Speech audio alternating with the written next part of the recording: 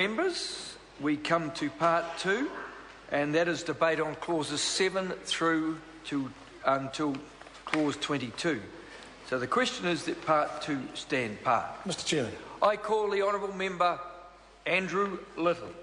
Thank you, Mr. Chairman. This, as other members have said in the earlier parts of the debate, is a very important piece of legislation addressing yet another small but significant gap in the growing raft of protections that we have in place for victims of crime. In this case, victims of very serious crimes, and indeed the cases where we know where this bill, had it been in place earlier, would have had some effect, are harrowing and distressing cases.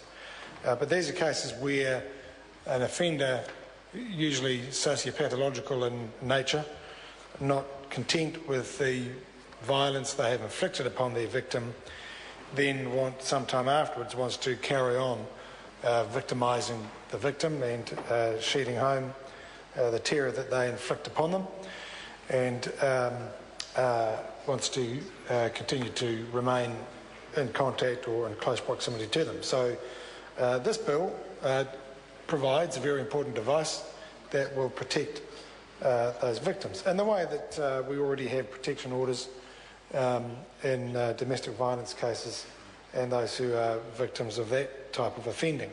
Although, of course, we should note, Mr. Chairman, that we still have issues with the enforceability or the extent to which even protection orders are enforced, or we have the means to enforce them, or at least the resources to enforce them. And so we do not want to create another important device to protect victims that is found wanting, not because of the device itself, but because we simply don't have the means in our enforcement agencies to provide proper and adequate enforcement. So I make that plea to the Minister and the Chair that as he rises through the ranks of Cabinet and develops a louder voice beyond justice principles and into the allocation of resources, to make sure that the administrative requirements and the enforcement requirements of matters such as this are properly met through proper resource allocation and budgeting.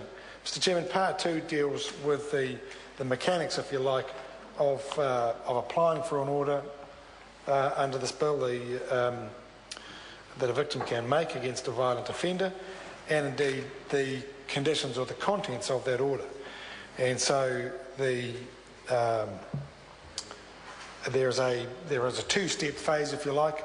A victim can apply for an order without notice, and that can result in a temporary non-contact order, and there are conditions associated with that that a judge can put into it. That, of course, needs to be eventually served upon the offender. And then once an offender is aware of an application having been made, and that then becomes an on-notice application, and when an order issues as a result of the on-notice application, that becomes a final non-contact order. And again, there can be conditions attached to that, as indeed there should be. So that is all good, and we, as my colleagues have said in the earlier parts of the debate before this committee on this bill, we welcome that. We welcome that particular change. That's important. There is also scope added in by the Select Committee for an order to be extended to other people, those who have aided and abetted the offender, those who have been party to the offence in some other sort of way.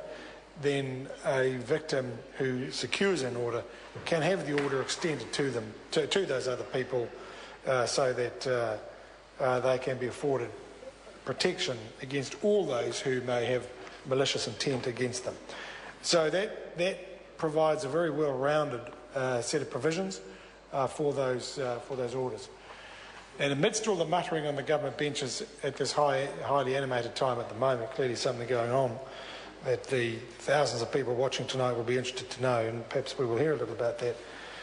But Mr. Chairman, as we deal with this very important piece of legislation, And as members in the opposite side of the House are distracted by some activity going on in their quarter, let us not understate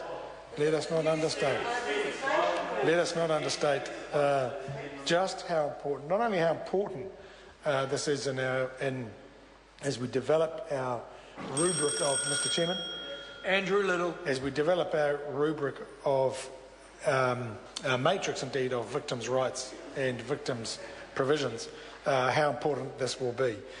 There are, and I think one of the important changes too that was achieved in the Select Committee process, I know, is the threshold for the making of the order, so the offence against which an order of this can be made, or against which can be made, the conditions at least under which it can be made, is now set at a slightly lower threshold. So the offender has to have been subject to a term of imprisonment of 2 years or more, as opposed to 5 years as it appeared in the original bill. So that starts to make it a little more meaningful. But I cannot, Mr. Chairman, go past the point that if they are to be truly meaningful, just as we want with protection orders in other parts of our, not only our criminal jurisdiction, but the civil jurisdiction of the family legislation, if we want them to be meaningful, they have to be enforced. And those who are protected by them need to know that there is the means that they can summons up at short notice to provide them with enforcement and therefore the protection that the order promises. So on that basis, Mr. Chairman, these are welcome developments. The rest of Part 2 provides, as you'd expect, for effective and sensible administrative procedures that allow for an amendment of the order or indeed a discharge of the order. And we would hope that the nature of these orders and the nature of proper enforcement is that victims get to a point where they are no longer fearful of their person and themselves, and they themselves can take control and they can shed these orders under their control and get on and pick up their lives, put them back together and be happy. So this is welcome, Mr. Chairman, as I have said, and I know that this House will be doing the right thing for those people who are affected, always against their choice in this sort of way, subject to violent offending, and who, were it not for these orders, could be re-victimised time and again. So this is a good thing, Mr. Chairman, and I look forward to supporting it. I call the